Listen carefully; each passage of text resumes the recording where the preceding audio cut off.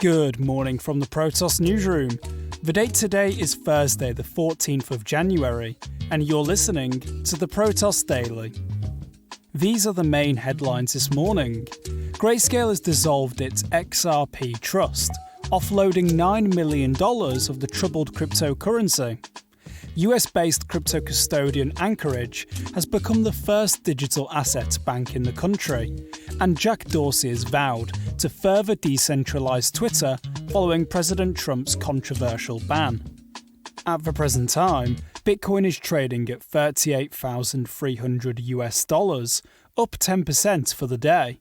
Polkadot has been the best top 20 performer, gaining 32% for the day, and overtaking XRP as the fourth largest crypto by market cap. Crypto whale Grayscale Investments has confirmed that it's dissolved its XRP dedicated trust in the latest development around the ongoing Ripple Labs saga. As a result, the company has offloaded $9 million in XRP just a few days after it removed around $3 million in XRP from its large cap vehicle. The old-school altcoin has struggled in recent weeks after a lawsuit was filed against Ripple Labs and two of its executives by the US Securities and Exchange Commission for failing to register XRP as a security before selling it to US investors.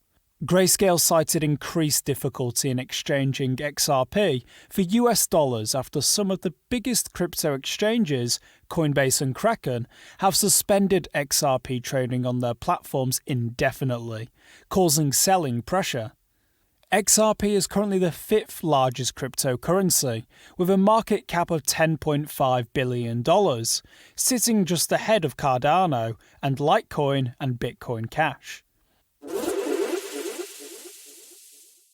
Earlier this week, the New York Times published a timely reminder to traders and holders alike to guard your hardware wallet and privacy keys with your life, or the consequences could be terrifying.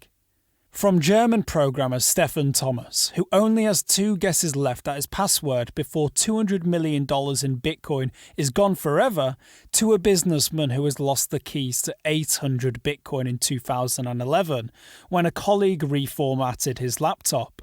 The article serves as a cautionary tale to those who think it could never happen to them. The article kick-started a major wave of mainstream media coverage, with many onlookers learning about the technical aspects of Bitcoin's private key system for the very first time. Unlike bank accounts, there's nobody at Bitcoin headquarters to help you recover your password.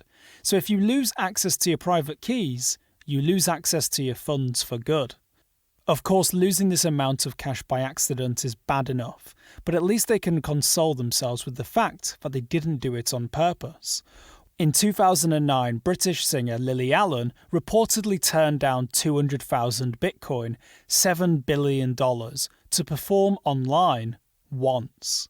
She could have been the world's richest entertainer, ahead of George Lucas, Jay-Z, and Oprah Winfrey, putting the infamous Bitcoin pizza guy to shame by more than $6 billion. This week saw US-based crypto custodian Anchorage become the country's first national digital asset bank, after it was granted a national charter from the country's treasury. The conditional approval from the OCC will see the newly formed Anchorage Digital Bank competing more evenly with so-called traditional banks, thanks to increased regulatory clarity that will allow it to operate like a traditional financial services firm. Speaking after the ruling, Anchorage president and co-founder Diogo Monica said, quote, "Whenever we're doing business with another bank, they always have to look at our regulatory regime and understand local state law to understand if they can do business with us. But now there's not even a question of what the regulatory regime is and how it actually works. We are on par with other national banks." Anchorage isn't the only cryptocurrency company to seek an OCC charter. Paxos and BitPay filed their applications only weeks after Anchorage. There's also Kraken and Avanti, and they're already crypto-native banks. albeit classed as special purpose depository institutions and bound by Wyoming state law rather than federal. Still a champagne-worthy moment for Anchorage executives. Longtime Bitcoin proponent Jack Dorsey has gone to explain yesterday why Twitter made a decision to ban Donald Trump off its platform last week, in a move that inspired YouTube, Facebook and Instagram to follow suit.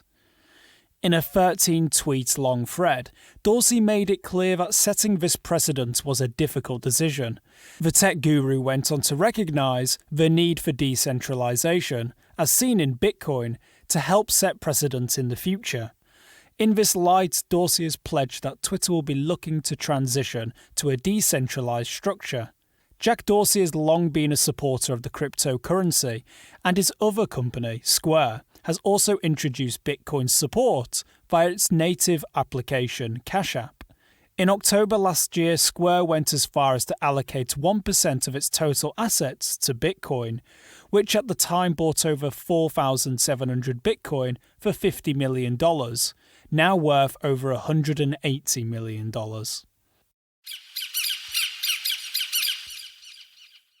And speaking of lost crypto, a British man who accidentally threw away an estimated $290 million in Bitcoin has pleaded with authorities to allow him to excavate a landfill site where he believes his lost fortune is buried. IT worker James Howells from Newport in Wales discarded an old hard drive while cleaning his house in 2013, forgetting that it contained 7,500 Bitcoin he'd mined using his home computer. The drive was then taken to the local landfill and dumped along with hundreds of thousands of tons of trash, leaving Howells to rue his carelessness and try to come up with a plan. He previously requested to dig for the hard drive in 2017, but was refused by local authorities due to the dangerous and costly nature of such an undertaking, and was told he'd have to say goodbye to his lost crypto, which even back then was worth an estimated $127 million. However, he's back again with an offer he's hoping council officials won't be able to refuse: a 25% share of any recovered crypto, which currently stands at around $72 million. It's not looking good for Howells, however, with council officials likely to stick to the line that any attempt to retrieve the lost coins would be too dangerous and expensive, with no guarantee that the hard drive has even survived over 7 years underground.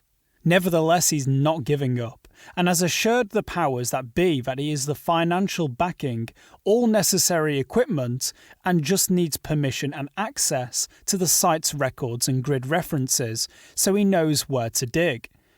Howells isn't alone in losing access to his crypto funds. Research from crypto analytics provider Chainalysis and on-chain aggregator Glassnode estimate that between 3 million and 3.7 million bitcoins are officially lost, or around 1/5 of all Bitcoin in circulation. Thank you for listening. To stay up to date with the latest from the world of crypto, make sure you subscribe to the Protos Daily on Spotify, Apple Podcasts, and all other major podcast providers.